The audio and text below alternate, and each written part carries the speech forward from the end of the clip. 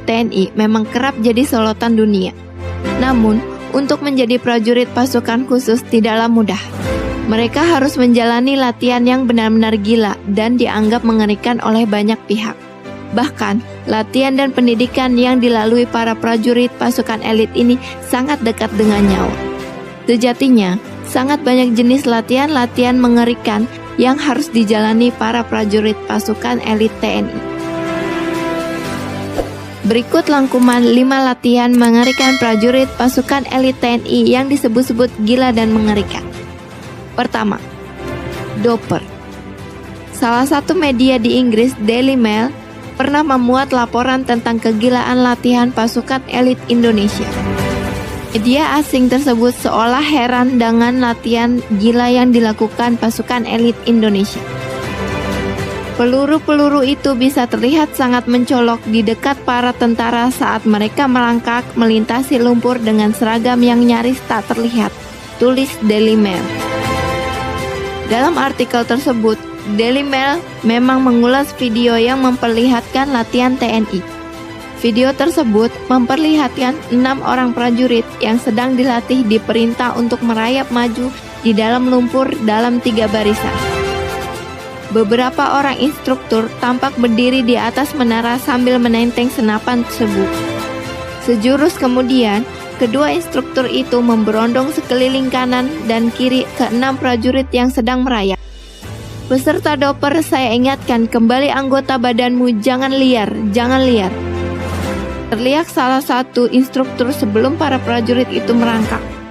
Setelah merangkak, komando ke-6 prajurit itu langsung merayap. Dalam sekejap, peluru-peluru tajam lantas menghujani sekeliling prajurit-prajurit yang sedang dilatih.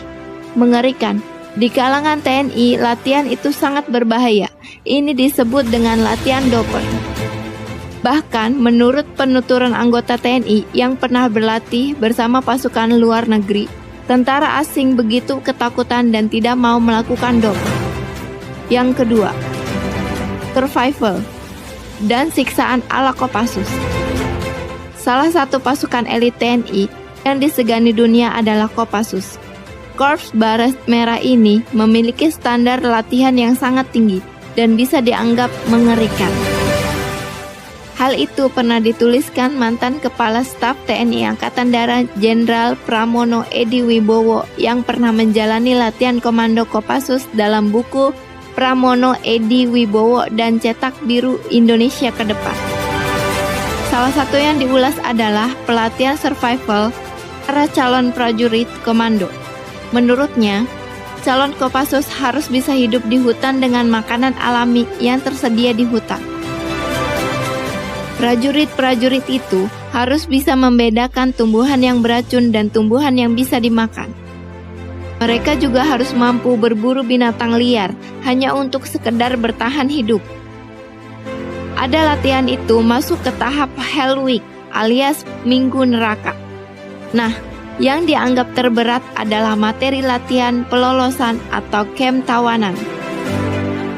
Dalam latihan itu, para calon prajurit komando dilepas pagi hari tanpa bekal. Mereka diminta untuk tiba di titik yang sudah ditentukan paling lambat pukul 10 malam. Selama pelolosan, prajurit calon Kopassus harus menghindari segala macam rintangan alam maupun tembakan dari musuh yang mengejar. Jika ada prajurit yang tertangkap, maka itu berarti neraka. Sebab dia akan diinterogasi layaknya dalam perang. Para instruktur yang berperan sebagai musuh bakal menyiksa prajurit untuk mendapatkan informasi. Prajurit harus mampu mengatasi penderitaan. Meski disiksa seberat apapun, mereka tidak boleh membocorkan informasi. Bagi prajurit yang tidak tertangkap, mereka juga harus kembali ke camp untuk menjalani siksaan. Selama 3 hari mereka menjalani latihan di camp tawanan. Di sana mereka disiksa secara fisik dan nyaris mendekati daya tahan manusia. Yang ketiga, renang dengan tangan dan kaki terikat. Batalion Intai Amfibi merupakan satuan elit dalam Korps Marinir TNI Angkatan Laut. Dahulu, satuan ini bernama KIPAM, Komando Intai Para Amfibi. Tak semua prajurit marinir bisa bergabung dalam Yontai VIP. Untuk bisa menjadi anggota Yontai VIP, mereka harus diseleksi sesuai dengan persyaratan mental, fisik, kesehatan, dan telah terdinas aktif minimal 2 tahun. Seperti dilansir dalam tnial.mil.id, metode pelatihan Yontai VIP dibagi dalam beberapa tahap. Misalnya, medan darat, medan udara, laut, dan di bawah air.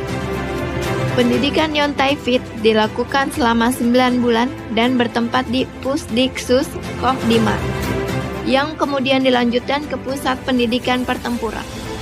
Sedangkan latihan-latihan yang harus mereka jalani adalah selam kedalaman, selam tempur, infiltrasi bawah air, dan selam SAR, pengintaian hidrografi. Bahkan untuk materi menembus gelombang, para siswa Yontai VIP harus menaklukkan pantai selatan Jawa yang dikenal dengan gelombang yang rata-rata tingginya lebih dari 10 meter. Berenang jarak jauh merupakan syarat mutlak yang harus dilakukan siswa Yontai VIP. Mereka harus bisa menyeberangi Teluk Poncomoyo sejauh sekitar 12 km. Di sana, para siswa dihadapkan pada kondisi laut yang mempunyai arus kuat dan gelombang yang tinggi, serta jarak jauh dengan batas waktu yang ditentukan. Salah satu latihan yang dikenal mengerikan adalah para personel Yontai VIP diminta untuk berenang dengan tangan dan kaki terikat. Keempat, makan ular. Sejatinya, tak hanya Kopassus yang lihai memakan dan meminum darah ular. Hampir semua kesatuan di TNI juga berlatih untuk memakan ular. Apalagi dalam pelatihan survival, mereka biasanya diajarkan untuk memakan ular guna mempertahankan hidup. Kelima, Hell Week ala Kopaska. Komando Pasukan Katak atau Kopaska adalah pasukan elit atau khusus dalam TNI Angkatan Laut. Kopaska secara resmi didirikan pada 31 Maret 1962 oleh Presiden Soekarno untuk ditugaskan dalam Masalah Irian Jaya. Pasukan ini sejatinya sudah ada sejak 1954. Perekrutan Kopaska biasanya diadakan setahun sekali. Hanya personel TNI Angkatan Laut non-marinir yang boleh mendaftar. Salah satu latihan Kopaska yang terkenal adalah Hell Week atau Minggu Neraka. Hell Week dilakukan di akhir fase pertama latihan pendidikan Kopaska. Bagi siswa calon Paska, Hell Week begitu mengerikan. Dalam buku spesialis pertempuran laut khusus, setiap calon Paska tak pernah tahu kapan rangkaian Hell Week akan dimulai. Bisa saja tiba-tiba saat mereka belajar di kelas atau saat tertidur lelap. Tiba-tiba mereka bisa dibangunkan untuk mengarungi lautan dan gelapnya malam. Atau mungkin saat terlelap baru 10 menit mereka langsung disuruh untuk halang rintang, push up dan pull up.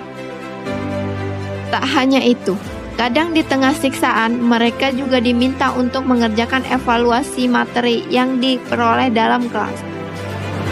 Biasanya, hari Hell Week dibuka dengan ritual melahap nasi komando bersama. Nasi komando merupakan hasil adukan dari nasi, lauk pauk, telur mentah, dan minyak ikan dan terasi.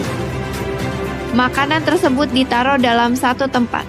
Kemudian siswa Paska diminta untuk memakan nasi komando secara bergiliran. Jika ada yang muntah di tempat itu, maka yang berikutnya tetap harus memakan nasi komando itu hingga habis. Sebagai pelepas dahaga, minuman yang diberikan atau jamu brotowali.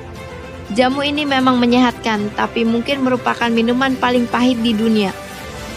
Tiap hari porsi tekanan harus ditambah hingga benar-benar memaksakan seseorang untuk bertahan di titik maksimal. Itulah 5 latihan TNI paling mengerikan